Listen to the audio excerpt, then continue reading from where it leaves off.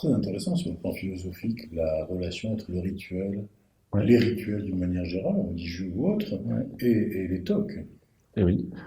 Ouais, de toute façon, c'est très intimement lié à beaucoup d'éléments de valeurs, de systèmes de valeurs en fait. Et Hein, de réassurance. Alors oui, il y a la partie biologique, je pense, qui est ce qui nous a permis de survivre quand même et de se réassurer, c'est sûrement impliqué dedans, se protéger. Donc il y a beaucoup de religions aussi, on utilise ça, hein, des rituels de protection divers et variés. Donc il y a la partie biologique qui est notre patrimoine quasiment génétique, je pense, en tout cas de l'espèce. Puis après il y a les valeurs qu'on va soi-même développer. Mais alors bizarrement aussi, il y a des gens qui sont absolument pas dans des systèmes de croyances ou de valeurs, donc qui sont pas, je dirais, soumis à une force comme ça, C'était le but de ma question. spirituelle ou pas, et qui sont pourtant pris au piège aussi avec des rituels. Donc ce n'est pas le seul facteur. En tout cas, on peut pas dire que c'est induit par telle ou telle croyance. Ça peut être aussi vraiment très spontané, et là, je pense très biologique.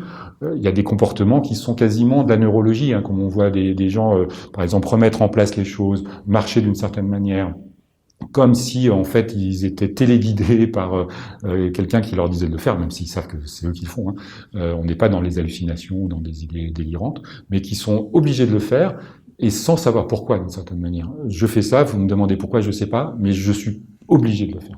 Et ça, c'est une composante vraiment mécanique, on va dire, qui est une partie du trouble. Pour certains, c'est beaucoup plus mental. Ils vont avoir le même type de piège, enfin de prison mentale, autour d'éléments vraiment très psychologiques ou très conceptuels parfois.